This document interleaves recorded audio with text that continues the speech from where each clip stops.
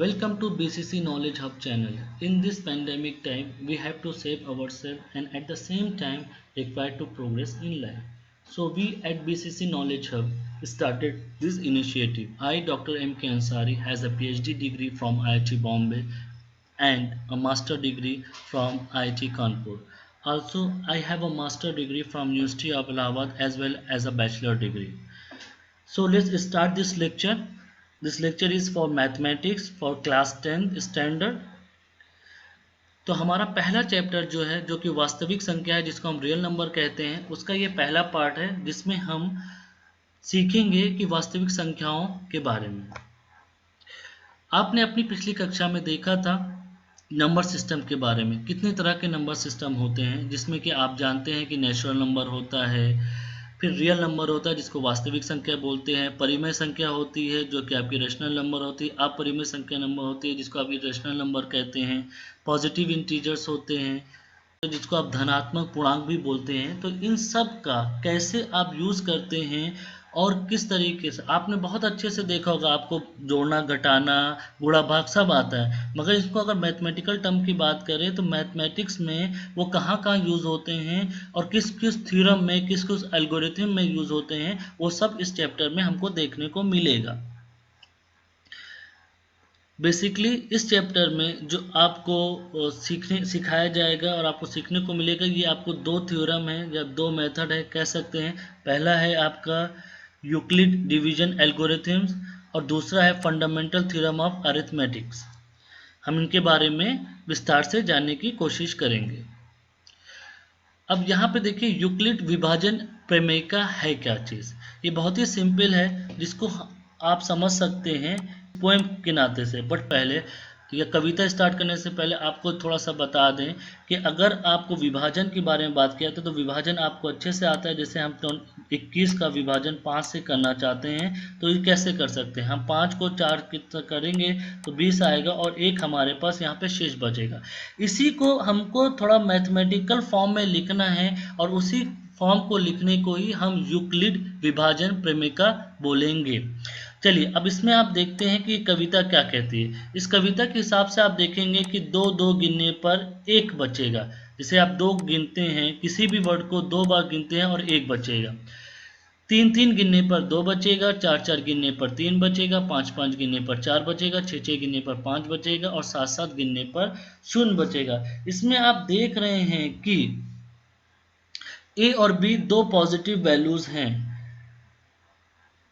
और यहाँ पे आप देख रहे हैं कि ये इसके साथ जो मल्टीप्लाई हो रहा है ये या तो 7 हो रहा है या तो 6 हो रहा है, 5 हो रहा है, 4 हो रहा है, 3 हो रहा है, 2 हो रहा है। तो इस तरीके से एक फॉर्म में लिख सकते हैं जिसमें कि एक वैल्यू है, इंटीजर्स है कि एक मल्टीप्लायर से मल्टीप्लाई होने के बाद जब डिवाइड हो रहा है तो कुछ शेष दे रहा है, कुछ रिमाइंडर दे रहा है। इसी फॉर्म को हम यूक्लिड विभाजन प्रमेय बोलते हैं। चलिए इसको एक एग्जाम्पल से समझने की कोशिश करते हैं। हमको 17 को 6 से डिवाइड करना है, ठीक है, 17 को हमें 6 से डिवाइड करना है तो हम कैसे करेंगे। अब आपने 6 लिखा और यहाँ पे 17 लिखा, अब आप खुद बताइए कैसे करेंगे। इसको आपने करके यहाँ पे 5 शेष बचा। तो अब आप इसको अगर आपको याद हो बचपन में तो आप लिखते थे 2 5 और 6, 6 दूनी 12, 5 17, तो 17/6 हो जाता था। इसी को यूक्लिड विभाजन प्रमेय के फॉर्म में लिखेंगे तो कुछ इस तरीके से लिखा जाता है कि 17 into P into 6 plus Q, जहाँ पे पी की वैल्यू क्या होनी चाहिए 2 और आपका क्यू की वैल्यू 5 होनी चाहिए। तो आपके पास दो वैल्यू बचती है, ये ए हो गया, ये आपका बी हो गया, यहाँ पे आपका ये वैल्यू 2 आई है जिसको आप कैसे लिखेंगे क्यू और आर के फॉर्म में लिखेंगे। यही आपका यूक्लिड विभाजन प्रमेय है जहाँ पे आर आपका हमेशा 0 से 0 होगा या उससे बड़ा होगा और हमेशा बी से छोटा होगा। ये सिंपली आपने मैथमेटिक्स है जो कि आप कक्षा 6 से पढ़ते चले आए हैं, जिसमें कि आपका लाभांश होता है, भागफल होता है, भाजक होता है और शेषफल होता है। अगर आप इसको इस फॉर्म में लिख देते हैं, इस फॉर्म में लिख देते हैं, इसको हम यूक्लिड विभाजन प्रमेय बोलेंगे। अब देखिए हम आगे देखते हैं कि आगे क्या होता है। अब देखिए यहाँ पे अब आप देख रहे हैं कि जैसे कि हमने आपको बताया कि ये यूक्लिड विभाजन प्रमेय है। अब इसको मैथमेटिकल फॉर्म में कैसे लिखेंगे। अगर आपको परिभाषा लिखने के लिए आ जाए एग्जाम में तो आप क्या लिखेंगे, आप लिखेंगे दो धनात्मक पूर्णांक a और b दिए रहने पर ऐसी अद्वितीय पूर्णांक संख्या q और r विद्यमान है कि a is equal to B Q plus R होगा, जहाँ पे r हमेशा या तो 0 से के बराबर होगा या उससे बड़ा होगा और हमेशा b से छोटा होगा। अब देखिए यहाँ पे कुछ चीज़ों को समझ लीजिए। यहाँ पे एक वर्ड आया है एल्गोरिथम और दूसरा वर्ड आया है प्रमेयिका। इन दोनों का मतलब क्या है ये समझिए। एल्गोरिथम को आप कलन विधि मतलब विभाजन विधि यहाँ पे बोला जा रहा है और हम यहाँ पे इस विधि को एक्सप्लेन कर देंगे और लेमिका के लिए आपके एक्सप्लेन कर देंगे जो कि यहाँ पे नीचे है। देखिए एल्गोरिथम को क्या, इसकी परिभाषा क्या है। एल्गोरिथम सुपरिभाषित चरणों की एक श्रृंखला होती है जो एक विशेष प्रकार की समस्या को हल करने की एक प्रक्रिया होती है। थोड़ा जटिल सा लग रहा होगा बट इसको आसान शब्दों में ये कह सकते हैं कि ये एक प्रोसेस है कि किसी काम को करने के लिए आप स्टेप बनाते हैं कि पहले क्या करना है फिर उसके बाद क्या करना है। जैसे अगर आपको चाय बनाना हो तो चाय के लिए आपको पानी की ज़रूरत होती है, फिर उसके बाद आपको उसमें चीनी डालना होता है, चाय पत्ती डालना होता है, उसको उबालना होता है। तो ये जो पूरा प्रोसेस है इसको हम विधि बोलते हैं और इसी विधि को हम एल्गोरिथम बोल रहे हैं। चलिए अब दूसरा वर्ड क्या है और आप ये समझिए कि एल्गोरिथम कहाँ से आया है। ये अल ख्वारिज़मी से आया हुआ है। अलजेब्रा भी इन्हीं की एक बुक से आया है जिसका नाम था हिसाब अल जबर। अब प्रमेयिका लेमी क्या होता है उसकी परिभाषा देख लेते हैं। इसकी परिभाषा कुछ इस तरीके से है कि ये सिद्ध किया हुआ एक कथन है, ये ऑलरेडी प्रूवन एक स्टेटमेंट है जिसकी हेल्प से हम दूसरा स्टेटमेंट प्रूव करते हैं। मतलब एक ऑलरेडी एक चीज़ हो चुकी है वो ऑलरेडी प्रूव्ड है, उसकी हेल्प से आप दूसरी चीज़ को प्रूव करने की कोशिश करते हैं, उसको आप लेमा बोलते हैं। चलिए अब हम इतनी चीज़ें बोल रहे हैं इसका इस्तेमाल क्या होने वाला है।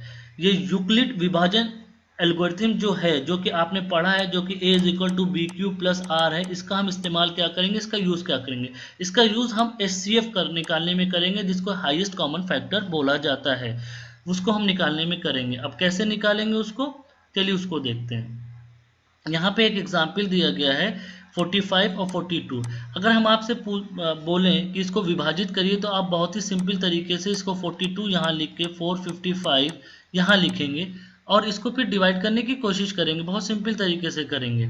बट अगर आपको मैथमेटिकल फॉर्म में लिखना हो तो आप कैसे लिखेंगे, मतलब मैथमेटिकल फॉर्म मतलब जो हमने आपको प्रमेय बताई थी यूक्लिड फॉर्म में लिखना हो तो कैसे लिखेंगे, तो a is equal to B Q plus R के फॉर्म में कैसे लिखेंगे आप इस तरीके से 42 इंटू 10 प्लस 35। एचसीएफ निकालना जिसको हम हाईएस्ट कॉमन फैक्टर भी कहते हैं बहुत ही आसान है। आपने अपनी पिछली कक्षा में पढ़ा ही होगा कि एचसीएफ कैसे निकालते हैं, हम फिर से आपको बता देते हैं एचसीएफ निकालने का तरीका क्या है और यूक्लिड सिस्टम कैसे एचसीएफ निकालने पे हमारी मदद करता है। जैसे हमने आपको बताया कि ये जो थ्योरम होती है उसको आप a plus B Q plus R के फॉर्म में लिख सकते हैं और इसको आप एचसीएफ के फॉर्म में कैसे कन्वर्ट कर सकते हैं। एचसीएफ क्या होता है कि जब आप किसी नंबर को डिवाइड करते हैं और जब आपका रिमाइंडर शेषफल 0 हो जाता है तब आप उसको डिवाइड करना बंद कर देते हैं और वही जो लास्ट वाला नंबर जिससे वो डिवाइड होता है वो सारे नंबर का आपका हाईएस्ट कॉमन फैक्टर होता है। तो अगर आप कोई भी number a is equal to B plus Q plus R के फॉर्म में लिख लेते हैं और उसके लिखते लिखते जब आपका r 0 हो जाता है तो वही आपका एचसीएफ होता है। चलिए इसको एक एग्जाम्पल से देखने की कोशिश करते हैं। हमें 42 का 455 दोनों का एचसीएफ निकालना है तो आप कैसे निकालेंगे। यहाँ पे आपका रिमाइंडर बचा है, यहाँ पे आपने 1 से डिवाइड किया 42 आया 3 आया, ये नहीं जाएगा, यहाँ पे आपने 0 लिखा और यहाँ पे 35 हो गया। अभी आप देख रहे हैं कि आपका रिमाइंडर 0 है, रिमाइंडर 10 है जो कि 0 नहीं है। तो फिर आप क्या करते हैं, यहाँ पे जो वैल्यू बचती है उसको फिर यहाँ पे लिखने की कोशिश करते हैं, फिर यहाँ से आपको फिर डिवाइड करते हैं, फिर ये 1 आया, आप देख सकते हैं कि यहाँ पे 35 आया और यहाँ पे फिर ये 7 आया। इसी को a is equal to B Q plus R के फॉर्म में लिखा गया है जो कि आप देख सकते हैं कि 455 is equal to 42 into 10 plus 35 then 42 is equal to 35 into 1 plus 7। यहाँ पे आप देख रहे हैं कि अभी भी 7 आपका बचा हुआ है, अभी भी ये यहाँ पे आपका रिमाइंडर 0 नहीं आया। तो अब आप फिर से 35 को डिवाइड करते हैं और यहाँ पे 5 लिखते हैं। जब ये 35 आपका पूरा पूरा कट जाता है तो 5 बचता है, इसका मतलब आपका यहाँ पे रिमाइंडर 0 आ गया। तो आप अब 35 को कैसे लिखते हैं, 35 is equal to 7 into 5 plus 0। यहाँ पे हमारा रिमाइंडर 0 है और यहाँ पे किससे डिवाइड करने पे रिमाइंडर 0 आया, 7 से डिवाइड करने पे 0 आया। तो आपका 7 क्या हो गया, आपका HCF हो गया। ये किसका HCF हो गया? 455 और 42 का हो गया। ये बहुत ही सिंपल है। यहाँ पे आप देख ही रहे हैं कि लास्ट में जो वैल्यू बचती है जिससे रिमाइंडर 0 आता है, तो ये वैल्यू B वाली जो आपकी है यही आपका HCF होता है और यही आपका ये थ्योरम है। ये दूसरे एग्जाम्पल्स हैं, आप इसको कोट करने की कोशिश करिएगा। अगर नहीं आता है तो फिर हम लोग से कमेंट में संपर्क करिएगा। कुछ टिप्पणी हैं, कुछ महत्वपूर्ण बातें हैं जो कि यूक्लिड विभाजन प्रमेय से रिलेटेड हैं। जी, आपको जैसा कि मैंने बताया कि यूक्लिड विभाजन प्रमेय और यूक्लिड विभाजन एल्गोरिथम परस्पर एक दूसरे के इंटरचेंजेबल है। आप बहुत फ्रिक्वेंटली यूज़ किया जाता है, कहीं पे एल्गोरिथम यूज़ किया जाता है, कहीं पे लेमा यूज़ कर लिया जाता है, तो कोई फ़र्क नहीं पड़ता है। अभी हम आपको क्या बताने वाले हैं कि इसके एग्जाम्पल्स क्या हैं। मतलब जैसे आपने छोटी छोटी प्रमेय पढ़ी होगी कि 9th में पढ़ा होगा कि अगर पॉजिटिव इंटीजर्स हैं तो सिद्ध करिए। तो उस तरीके से मेथड्स हैं, उसको हम जानने की कोशिश करते हैं नेक्स्ट स्लाइड में। अभी जैसे कि हमने आप देखा कि यूक्लिड विभाजन प्रमेय या एल्गोरिथम जिसको हमने बोल रहे हैं, उसके क्या क्या उदाहरण हो सकते हैं, क्या क्या उपयोग हो सकते हैं, हम उसको देखेंगे। पहला उपयोग क्या है, यहाँ पे देखिए, यहाँ पे पहला उपयोग ये कहा गया कि प्रत्येक धनात्मक समपूर्णांक TQ के रूप का होता है तथा प्रत्येक धनात्मक विषम पूर्णांक TQ+1 के रूप का हो सकता है। यहाँ पे कहने का मतलब ये है कि सम पूर्णांक और विषम पूर्णांक की बात कर रहे हैं। सम पूर्णांक को हम इवन नंबर बोलते हैं और विषम पूर्णांक को हम ऑड नंबर बोलते हैं। सम पूर्णांक हमारा TQ के फॉर्म में हो सकता है और विषम पूर्णांक TQ+1 के फॉर्म में हो सकता है। ये हम कैसे सिद्ध करेंगे? यूक्लिड के थ्योरम के हिसाब से आपको पता है कि ये थ्योरम हमारे BQ+R होती है, जहाँ पे R रिमाइंडर है और ये हमारा जो फॉर्म आना चाहिए 2Q का फॉर्म होना चाहिए, मतलब कि B की वैल्यू 2 होनी चाहिए। अगर B की वैल्यू 2 है तो R की वैल्यू क्या होनी चाहिए? R की वैल्यू हमेशा R या तो 0 के बराबर होगी या उससे बड़ी होगी और 2 से छोटी होनी चाहिए, तो ये 2 होगी। इसका मतलब या तो R 0 होगा या तो R 1 होगा। अब हम इसको यहाँ पे रखने की कोशिश करते हैं तो हमारा क्या आता है? अगर हम आप R 0 रखते हैं तो BQ आएगा, जो B की वैल्यू 2 है तो ये 2Q हो जाएगा। अगर आप R 1 रखते हैं तो ये 2Q+1 हो जाएगा, जो कि प्रूफ करता है और जो कि हमसे कहा गया था करने के लिए कि ये एक 2Q के फॉर्म का होगा या 2Q+1 के फॉर्म का होगा। चलिए अब दूसरे उदाहरण की तरफ बढ़ते हैं और हम देखते हैं कि अभी हमें क्या सिद्ध करना है। यहाँ पे ये कह रहा है कि धनात्मक विषम पूर्णांक 4Q+1 या 4Q+3 का रूप का होता है। अब इसको कैसे सिद्ध करेंगे? इसको सिद्ध करने के लिए हमको ये मानना पड़ेगा कि A और B = 4 है।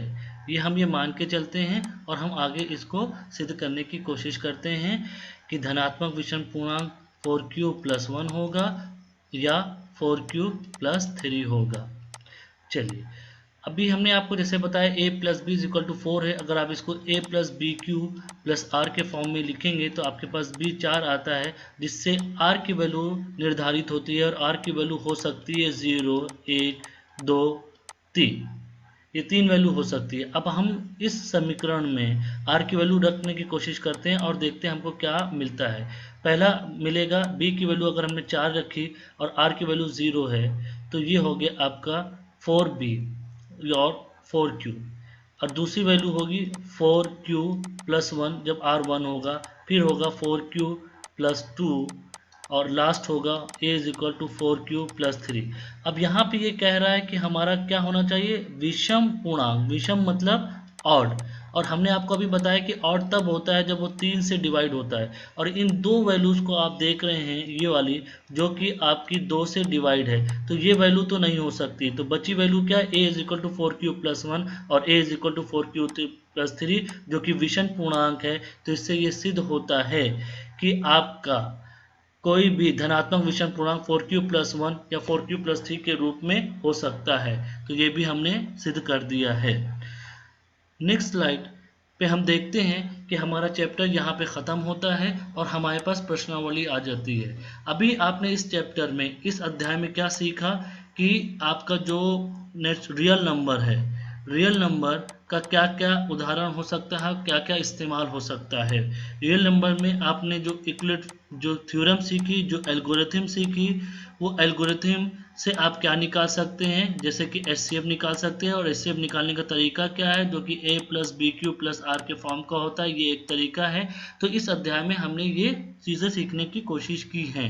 ये कुछ प्रश्नावली हैं, आप इसको घर में बैठ के ट्राई करिएगा, इसको करने की कोशिश करिएगा और हल करिएगा। नहीं आता है तो कमेंट सेक्शन में हम लोग को लिखने की कोशिश करिएगा या फिर हमको कांटेक्ट करने की कोशिश करिएगा। चलिए हम अपने लेक्चर को आगे बढ़ाते हैं। अभी तक हमने एचसीएफ निकालने का मेथड देख चुके हैं। अब हम आगे बढ़ते हैं और देखते हैं कि अब हमको क्या पढ़ना है। जैसे कि हमने आपको बताया था कि दूसरा हमारा जो एल्गोरिथम है या मेथड है वो है the fundamental theorem of arithmetic. इसको हम हिंदी में अंकगणित के आधारभूत प्रमेय भी कहते हैं। ये क्या है, इसको समझने की कोशिश करते हैं। अगर हम आसान भाषा में बोले इसको तो ये कुछ नहीं है, बस ये सिर्फ और सिर्फ एलसीएम है। एलसीएम क्या होता है, लीस्ट कॉमन मल्टीप्लिकेशन होता है। इसको मैथमेटिकल टर्म में लिख दिया गया है कि अंकगणित के आधारभूत प्रमेय है, जो कि क्या कहती है कि कोई भी नंबर हो उसका जो प्रोडक्ट होगा, जो प्राइम नंबर का प्रोडक्ट होगा, मतलब किसी भी नंबर को, कंपोजिट नंबर को आप प्राइम नंबर के प्रोडक्ट के फॉर्म में लिख सकते हैं, मतलब एलसीएम के फॉर्म में लिख सकते हैं। देखिए यहाँ पे एक एग्जाम्पल दिया गया है, यहाँ पे 32760 का फैक्टराइजेशन किया गया, फैक्टर निकाला गया है, मतलब उसका एलसीएम निकाला गया है। एलसीएम निकाला गया, कैसे निकाला गया है, प्राइम नंबर से निकाला गया। पहले इसको 2 से डिवाइड किया, फिर 2 से, फिर 2 से, फिर 3 से डिवाइड करने की कोशिश की गई और हमारे पास ये नंबर क्या आया, 2 into 2 into 2 into 3 into 3 into 5 into 7। ये सारे के सारे प्राइम नंबर है। प्राइम नंबर क्या होते हैं, प्राइम नंबर वो होते हैं जो एक या फिर अपने ही नंबर से, सेल्फ अपने ही नंबर से डिवाइड होते हैं, उसको हम प्राइम नंबर कहते हैं। तो किसी भी कंपोजिट नंबर को, मतलब विभाज्य नंबर को हम प्राइम नंबर, अभाज्य नंबर के मल्टीप्ल फैक्टराइजेशन के फॉर्म में लिख सकते हैं। यही मेथड जो कि हमने आपको बोला है कि फैक्टराइजेशन के फॉर्म में लिख सकते हैं प्राइम नंबर को, किसी भी कंपोजिट को, इसी को हम बोलते हैं फंडामेंटल थ्योरम ऑफ अरिथमेटिक बोलते हैं। सिंपली फंडामेंटल मैथमेटिक्स मतलब एलसीएम होता है। अगर एलसीएम आपको मैथमेटिकल टर्म में बोलना हो तो क्या बोलेंगे, फंडामेंटल थ्योरम ऑफ अरिथमेटिक। अब देखिए इसका मैथमेटिकल टर्म क्या लिखा है, प्रत्येक भाज्य संख्या, मतलब भाज्य संख्या कंपोजिट नंबर को अभाज्य संख्या का एक गुणनफल, मल्टीप्लिकेशन और फैक्टराइजेशन किया जा सकता है तथा यह गुणनखंड अभाज्य गुणनखंड के आने वाले क्रम के बिना अद्वितीय है। यहाँ पे समझने वाली बात है, ये क्या कहना चाह रहा है कि आने वाले क्रम के बिना अद्वितीय होता है, यूनिक होता है। कहने का मतलब है कि अगर आपने कोई फैक्टर निकाला है तो अगर 2 इंटू 3 इंटू 5 हो या फिर 5 इंटू 3 इंटू 2 हो या 3 इंटू 2 इंटू 5 हो, तो इससे कोई फर्क नहीं पड़ता, वो जो नंबर होगा वो यूनिक होगा। वो यहाँ पे यही बताने की कोशिश की गई है। अब देखिए यहाँ पे जो हमने आपको बताया है कि इस सीक्वेंस से कोई फर्क नहीं पड़ता है, बस सिंप्लिसिटी के लिए आपको जब कोई भी एग्जांपल सॉल्व करेंगे तो उसमें आप क्या सीक्वेंस को मानेंगे उसको यहाँ पे दर्शाया गया है। अगर कोई भी नंबर x हो जिसका factor p1 p2 up to dot dot pn तक है, तो आप उसको किस फॉर्म में लिखेंगे, उसको आप p1 less than P2 less than P3 up to Pn के फॉर्म में लिखेंगे। इसका मतलब पहले आपके पास 2 आएगा, फिर 3 आएगा, फिर 5 आएगा, फिर 7 आएगा, फिर 9 आएगा। इसी तरीके से वो सीक्वेंस को आप लिखने की कोशिश करेंगे, बस इससे ज़्यादा और कुछ नहीं है। अब देखिए यहाँ पे क्या कह रहा है, आप पिछली कक्षाओं में या पढ़ चुके हैं कि दो धनात्मक पूर्णांक के एचसीएफ और एलसीएम अंकगणित के आधारभूत प्रमेय का प्रयोग करके किसी प्रकार ज्ञात किया जा सकता है। ऐसे करते समय इस प्रमेय के नाम का उल्लेख नहीं किया गया था। आपने उससे पहले नहीं पढ़ा था, बट आपने सिर्फ एलसीएम निकालने की कोशिश कर ली थी, आपको नहीं पता, जैसे कि हमने आपको बताया। तो सिंपली ये कुछ नहीं है, एलसीएम ही है। और एलसीएम आप कैसे निकालते हैं ये आपको निकालना आता है, वो ज़्यादा कोई टफ नहीं है। एचसीएफ हम बता चुके हैं, अब एलसीएम की बारी करते हैं। एलसीएम क्या है, लीस्ट कॉमन फैक्टर है। आपको सिर्फ डिवाइड करने की कोशिश करनी है और तब तक करनी है जब तक डिवाइड होना बंद ना हो जाए। यहाँ पे डिवाइड हम क्यों कह रहे हैं, आप ऐसे इसलिए कह रहे हैं कि 20 और 6 है, इसका एलसीएम हमको निकालना है, तो हम यहाँ से डिवाइड कर रहे हैं, इन दोनों को डिवाइड कर रहे हैं अलग अलग। अगर हमने 2 से डिवाइड किया, ये 10 आया, ये 3 आया, फिर हम 2 से ही करेंगे क्योंकि अभी ये 10 हमारा 2 से डिवाइड होता है, ये 5 आया, 3 आया। अब ये 3 से डिवाइड होगा, ये 5 रहेगा, 3 आएगा, यहाँ पे 1 हो जाएगा, ये फिर 5 से करेंगे, ये 1 और ये 1 हो। अब यहाँ पे ये हमारा ये जो हुआ ये हमारा एलसीएम हुआ, मतलब 2 इंटू 2 इंटू 3 इंटू 5 ये हमारा एलसीएम हो गया। अगर आप एचसीएफ निकालना चाहिए तो एचसीएफ हम पहले ही आपको बता चुके हैं किस तरीके से निकालते हैं, a plus B Q plus R के फॉर्म में चाहे तो निकालिए, या फिर आप सिंपली 6 को लिखिए 2 इंटू 3 और फिर आपका 20 को लिख सकते हैं, आप क्या लिख सकते हैं 2 इंटू 2 इंटू 5। अब यहाँ पे देखिए कि ये आपका ये कॉमन है तो ये हट जाएगा और क्या बचा फिर आपका, ये हट जाएगा, मतलब सिर्फ ये आपका रह जाएगा, बाकी सब कुछ नहीं रहेगा। तो 2 आपका जो होगा ये आपका एचसीएफ होगा। और दूसरा तरीका अगर इसको निकालने का देखें तो आप 20 को डिवाइड करिए 6 से, ये आपका 3 आ गया, 18 हो गया, फिर 2 आ गया, फिर ये 6, फिर 3 आ गया 6। अब यहाँ पे आप देख रहे हैं रिमाइंडर आपका 0 है। हमने क्या बताया था, जब रिमाइंडर आपका 0 हो जाए तो ये वैल्यू ही आपकी एचसीएफ होती है, जो कि यहाँ पे भी आ रही है। तो बहुत ही सिंपल है एलसीएम और एचसीएफ निकालना। तो आप कोशिश करिए, अब निकालिए और फिर बताइए हमको। ये एग्जाम्पल्स दिए गए हैं, इस एग्जाम्पल से आपको पता चलेगा कि आप कितना अभी तक जान पाए हैं, और जहाँ पे आपको नहीं समझ में आता है फिर हम लोग को बताइए और हम लोग से संपर्क करिए। बहुत बहुत शुक्रिया आपका लेक्चर देखने का, धन्यवाद, थैंक यू।